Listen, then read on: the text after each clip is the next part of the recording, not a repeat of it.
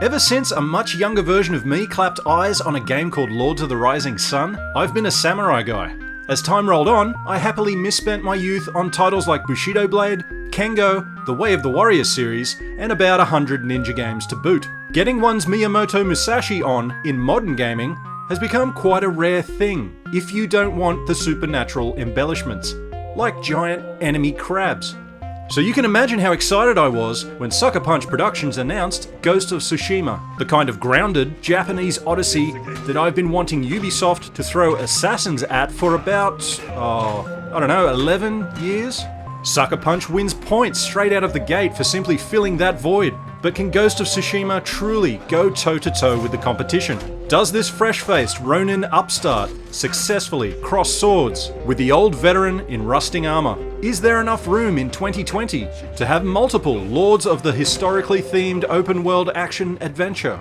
At the very least, what we've got here is the sort of dramatic sword lock that occurs when two equally skilled opponents meet. That said, in its quest to compete, Ghost's form is haunted by technical errors, bad habits transposed from perhaps watching AC's technique from afar. There's also the matter of squandering some unique opportunities, and a strange reluctance to weave in more of Sucker Punch's established DNA. I'll unsheath those statements fully in a minute. For now, let's do some quick housekeeping. First of all, you should know that I deal in two things: generous chunks of raw gameplay with no commentary, and I also use YouTube's chapter function to let you skip past my soothing Aussie drawl. The topics of my yammerings are also listed on your play bar for quick jump purposes. So by all means do that, because I go nitty gritty. And to prove I'm not full of crap, here's a few minutes of capture. All of my footage is played on the hardest difficulty and has been scrubbed of spoilers. So enjoy.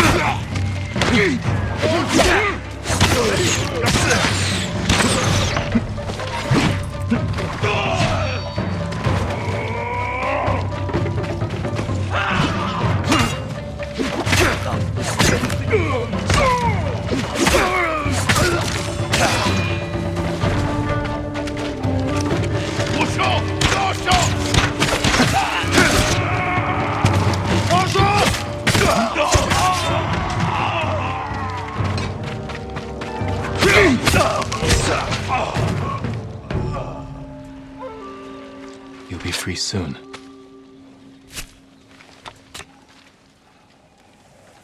My prayers have been answered. Go, and stay safe.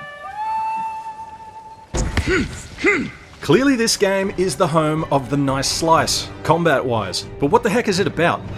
Mongols. In the mid-1200s, a bunch of them decide to get their Genghis on and invade the small, mainland bridging island of Tsushima. Using a thousands against hundreds host of warriors, a technique that historians now retroactively call Mongolian spam, these bastards dominate with their superior pyrotechnics and a complete disregard for the Bushido code. You'll be slipping into the sandals of Jin Sakai, a venerable warrior in the charge of his uncle, Lord of Tsushima. The latter is old school, very much tied up in the ancient honourable ways, and as a result, he's soon outclassed and literally tied up by Khotan, a cunning warlord and a worthy antagonist. Basically, there's nothing more dangerous than a conqueror who's learned everything about your culture, wants to go to Edo, and has a can-do attitude about it. More or less alone and hideously outnumbered, Jin is forced to take stock on his war-waging abilities. One solution could be to branch out into a new, more unconventional style that favours guerrilla tactics, underhanded weaponry, kidney abuse, and just scaring 6 shades of sake out of the Mongols by any means necessary. Remarketing oneself as a poltergeist might have a certain appeal as well.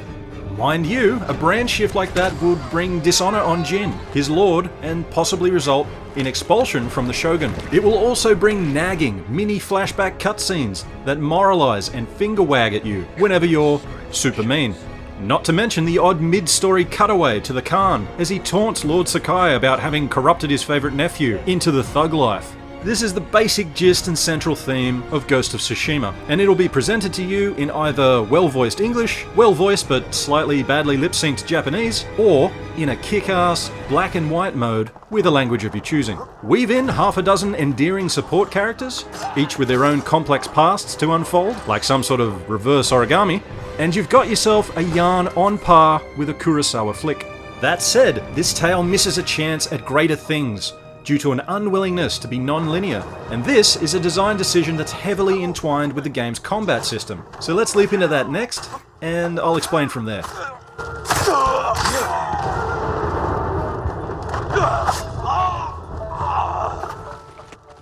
Let's go, Nobu.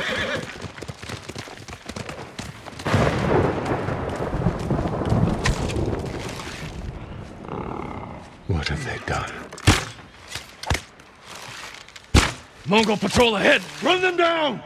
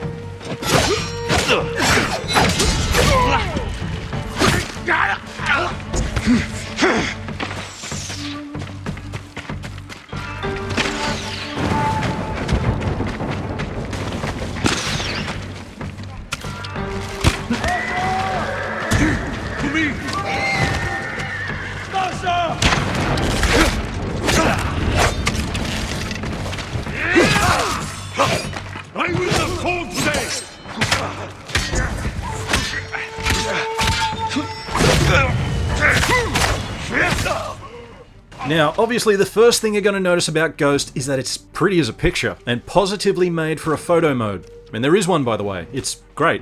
It's also important to note that this game looks and feels pretty amazing in motion when it comes time to sword out some Mongol scum. 95% of the time, you can approach an encounter however you like. Brawling, sniping, shanking from behind, or just doing a curious mix of everything. Personally, for my first playthrough on hard, I dedicated myself to an honourable, look your enemies in the eyes kind of Jin. And hey, I know technically the words on the tin say Ghost of Tsushima, but I figured I'd spent way too many years playing bastardized versions of Tenchu. I was pretty keen to bust out some Bushido for a change. So I did. While the swordplay on offer isn't quite what I'd call bleeding edge, and that's an award I'd probably give to Ubisoft's For Honor, the stabby stab action here is mostly on point. Sucker Punch forgoes a dedicated lock-on system to instead favour a subtle auto one that intuitively responds to target suggestions made through your left stick. Square and triangle execute light-heavy attack combos that flow into each other nicely, thanks to no stamina bar, and dodging incoming red unblockable warnings and creating opportunities to punish with blue parry sparks quickly becomes paramount. Friggin' best of luck picking which one of those is which in that fancy monochrome mode of yours. Some other quick things to note: swinging a sword from horseback is so underdeveloped, it feels like a kamikaze decision. 9 times out of 10, you'll be dehorsed like a schmuck. When you do hit the dirt, you'll realise that health is finite, and to recoup it via a D-pad press requires the banking up of one full focus circle. You can see those down on the left there. Focus is earned from doing well in combat. Blocking hits good, landing hits better, achieving perfect parries best. This system makes every fight intense, and it just beats the hell out of scouring the world for medicinal mushrooms all the time. What am I, Mario? As the hours roll on, combat deepens to include new enemy types who are essentially tied to 4 switchable stances that you'll need to learn by killing a number of Mongol chieftains and then develop as they have their own modestly sized skill lines. If you're in a pinch, killing a foe with the wrong stance is totally possible, but they will become at least 50% more of a damage sponge. To be truly effective is to read the group that's trying to gank you. Then you'll hold R2 to engage a slight bullet time, press a face button to switch to a specific kryptonite, hew through your target, target somebody else, rinse repeat. I think it's both a simple and elegant solution. I also want to give special attention to the standoff mechanic. With Godzilla-sized balls, you can just waltz into a group of enemies and tap D-pad up to sign everybody up to your own personal quick draw competition. Here's a quick look at that now.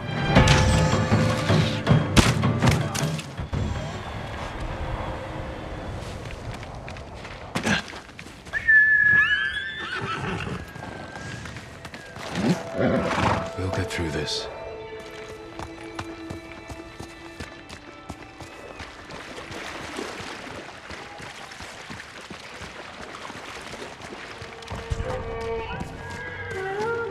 I'm right here!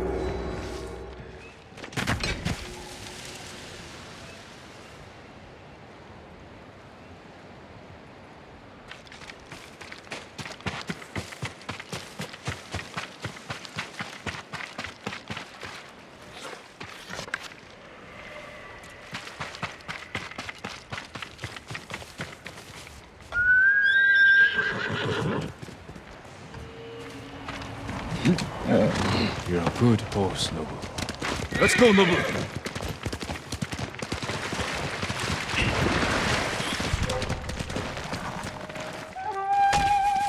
Show me your skill! Watch his sword!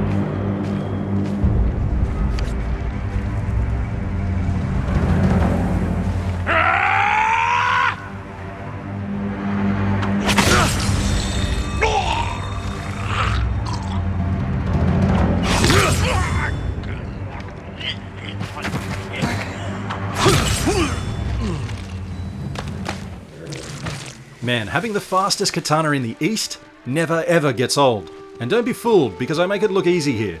On the positive side, you can unlock the ability to do more than one kill, like this, and there's even special armor that allows you to increase that to 4 chained kills. Everything hinges on that first strike. The follow-up hits have a much more lenient timing of, yeah, just push the button as they come in swinging. But you know what? Never underestimate a group of men with mustaches. Because as you grow in standoff ability, the Mongols get wise. Pretty soon they're trying to fake you out, often up to 3 times. And the window of releasing your finger for that opening strike gets very, very small. And hey, here's what happens when you screw it up. My advice to you, watch their feet, not their weapon. Are you cowards?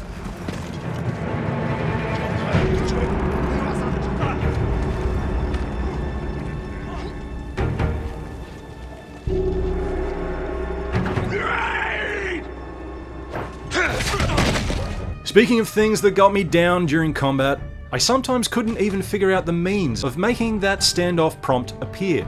Sometimes Jin just isn't into it. I also had to deliberately stop engaging people indoors, because a lack of a dedicated lock-on can cause minor havoc with the scenery getting between Jin and the camera. Our hero also has this weird burning urge to prioritize the destruction of sliding doors instead of humans. Far too many times I went installing new windows instead of opening up windpipes. And yeah, I also didn't appreciate brute enemies being able to track me so tightly whenever I evasive rolled way out of their reach. I mean, you think you're safe and then they just come sliding over at you. It's like the Mongols have figured out tractor beam boots.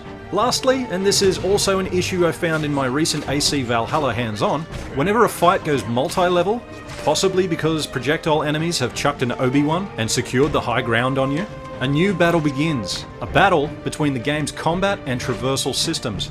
Trying to ascend and eliminate anybody who's taken Overwatch on you can be, well, an uphill battle. Sometimes you'll get sticky to the invisible boundaries of a boulder you're standing on. Other times, Jin is just reluctant to turn his back on other attackers, to instead go grab a ledge or get a fistful of ladder. They're very isolated issues, to be sure, but they did get me a new butt crack chopped more than once.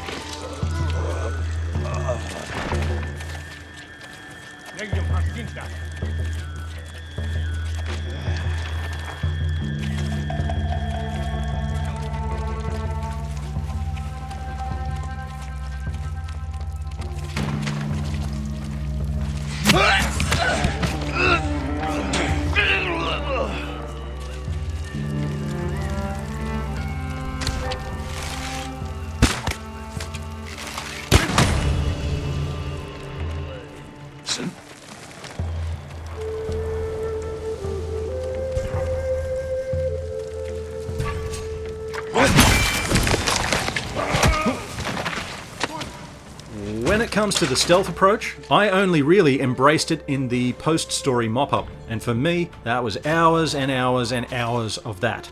For anybody who's played Sucker Punch's previous works, think Sly Raccoon and the Infamous series, the rooftop skulking that goes on here will feel eerily familiar.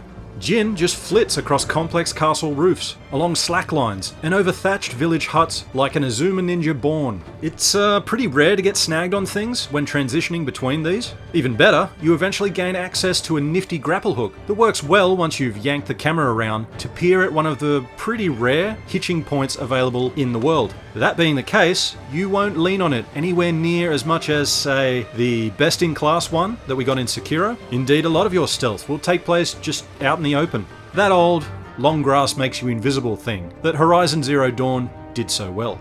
Plus, suspicious enemies will be painted as a directional, two-staged warning meter on your HUD. Mongols are not the most curious bunch to begin with, but they go full hornet's nest if blood gets spilled nearby. And it has to be said that coming from the next level AI reactions experienced in The Last of Us Part 2, both tactically and in terms of raw emotion, the stealth in Ghost kind of feels like it has one foot in the past already. I mean, things do improve when you factor in some era-specific support weapons and abilities. Sucker Punch skirts a bit too close to the old ninpo magic in spots, and for a newly minted assassin, Jin sure does hit the ground ninja sprinting as a preternatural killer. For example, tapping R1 will quickfire knives into up to 3 foes, insta-stunning them. Tugging L2 will engage your projectile weapons, and while there's no weapon loot to speak of, you can improve your effectiveness by perking Jin up or equipping him with stat-enhancing wearables like new armor and charms.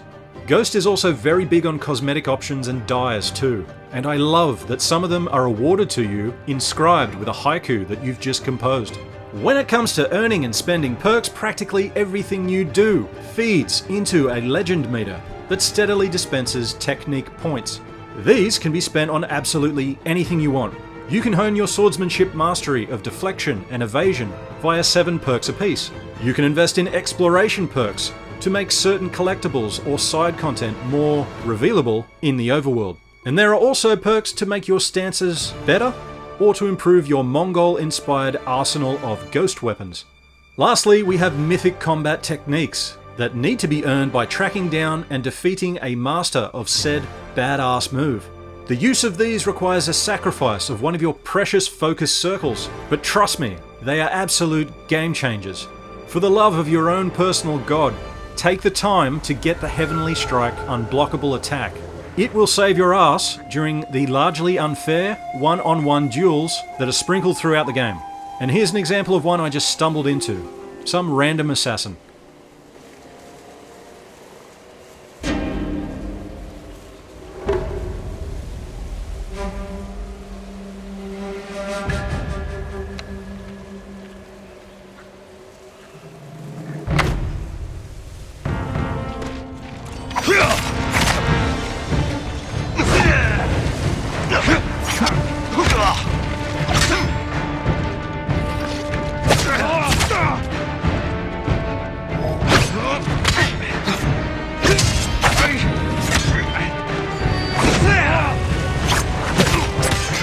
You lived your life in a castle. He made you soft. Then why are you out of breath?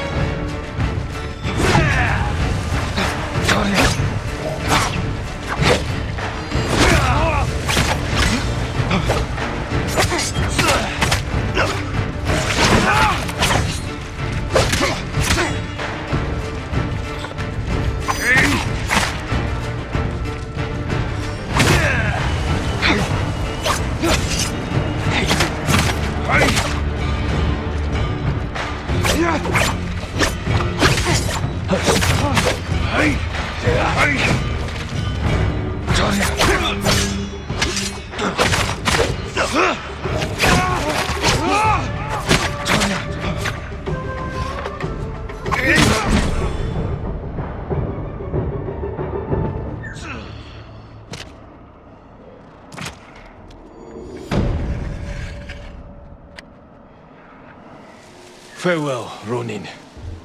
Now, as you can clearly see, Sucker Punch gets it when it comes to nailing not only the soul of classic samurai cinema, but also the sheer beauty of Japan. I'm not going to spend too much time pointing out how gorgeous it looks.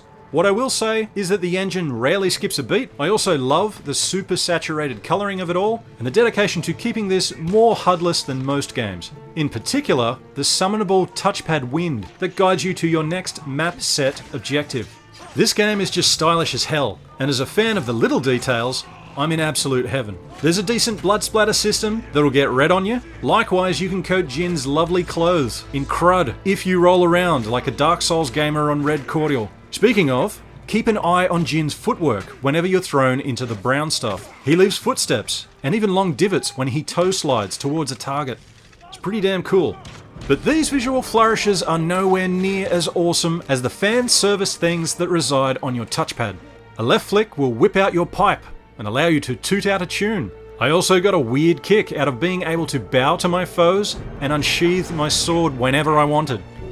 You can even do a number of post-battle blade flicks to cleanse your sword of gore before you click that sucker back home. And finally, I dig that some enemies just lose their nerve and run for the hills after you've cut through their mates like a bloodthirsty chainsaw.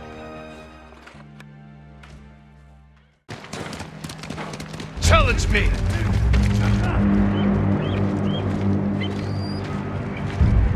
I'll lick your cheeks!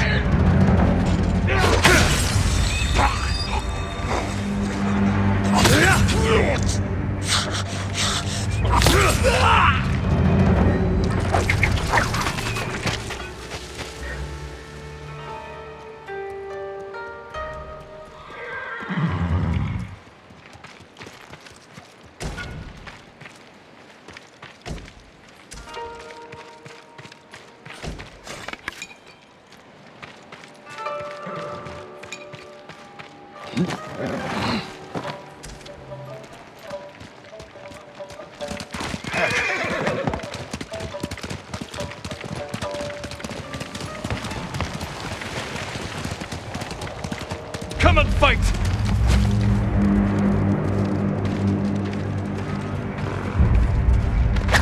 Garde-tu quoi, t'es bien?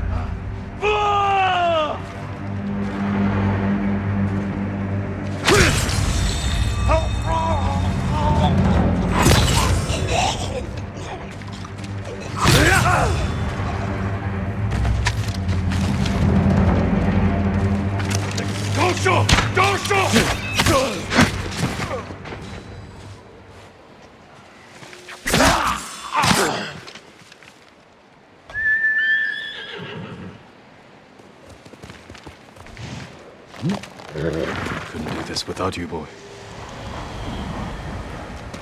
Faster, no!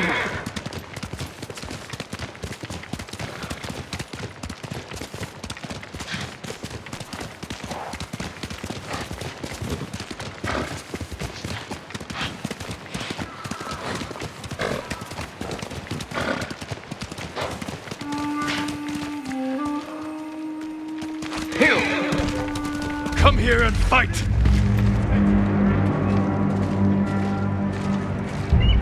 I'll lick mon chichi!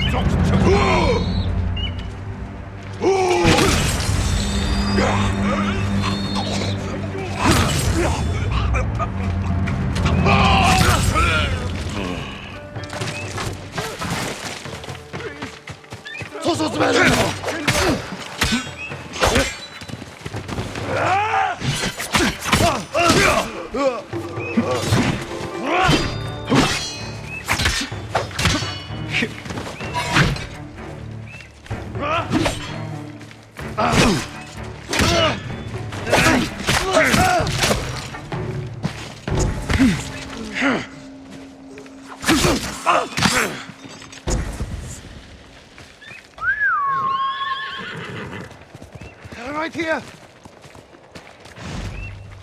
By now you've probably got the sense that I really enjoyed my time with Ghost. I did. A lot. But there was also a bit of disappointment to be felt. Sucker Punch is well known for its infamous series which, much more often than not, featured karma as its integral focus. Your benevolent or nefarious deeds would morph everything. Your appearance, how your powers developed, the successive chain of events within the story, how people and major characters reacted to you, and, of course, the very ending of the game. Ghost of Tsushima is perfectly set up to accommodate such a thing, and it doesn't. Instead of being able to choose the path of samurai tradition versus pragmatic ruthlessness, Jin is just locked on course to whatever Sucker Punch wants from him. I mean, there is this sort of limp-wristed, choose-your-own-ending moment, but it's a pretty transparent token offering. And as I mentioned before, Salt just gets rubbed in with these mini flashbacks where the game has the gall to moralize at you and wag its finger whenever you do the nasty stuff it's just forcing you to do. I found all that kind of mystifying. I mean, Sucker Punch insists that they abandoned the karma system because it got in the way of their storytelling. I respect their right to make the game that they want to make, but it just feels like an excuse to avoid creating 2 sets of every cutscene. In my mind, a clunky honor decision in the 3rd act of your game kinda runs counter to the elegant, do things organically design philosophy that you are championing elsewhere in Ghost. But those are just my thoughts. Maybe you'll feel differently about it. Not including a karma system doesn't bring huge dishonor upon this game. It isn't a deal breaker for me. I only mention it here because I do think a great many of you will note its absence. I honestly had very little time to get my top knot in a bunch over it, because I was happily up to my obi in a challenging 20-hour main story, followed by just as many hours worth of side missions, and then maybe a further 15 hours of just ticking stuff off. I mean, look at all that. This game is packed. When the rising sun set on my time with Ghost of Tsushima, I thought it was a great first effort to launch a franchise assault from. The kind of bold beachhead landing that would impress Genghis himself. Ghost feels fully stocked without suffering from the bloat and RPG light wank that has crept into the Assassin's Creed series. More importantly, the combat has depth, while also feeling fluid and fun. Plus, this has the feel of a fresh engine. One that's been reforged and polished to serve a razor-sharp purpose. It's not some aging animus that's a slave to decades of iteration and expectation. Ghost of Tsushima isn't perfect, but like a summoned objective on your touchpad, it is a breath of fresh air that will send a warm chill down the spine of any serious samurai aficionado. I reckon Tsushima has hit the ground running and has way more than a ghost of a chance against this well-entrenched AAA behemoth king of the genre. And hey, that in itself is a pretty damned impressive feat. There seems little doubt to me that the 2020 battle for your hard-earned yen just got interesting. And that's pretty much all I've got to say on it. Come launch minute, you will see a full Let's Play of this game on the hardest difficulty and played like a goddamn samurai. Whenever it's possible to do so, of course. Thanks for taking the time to listen to all this. I know it was long, and I hope to see you there.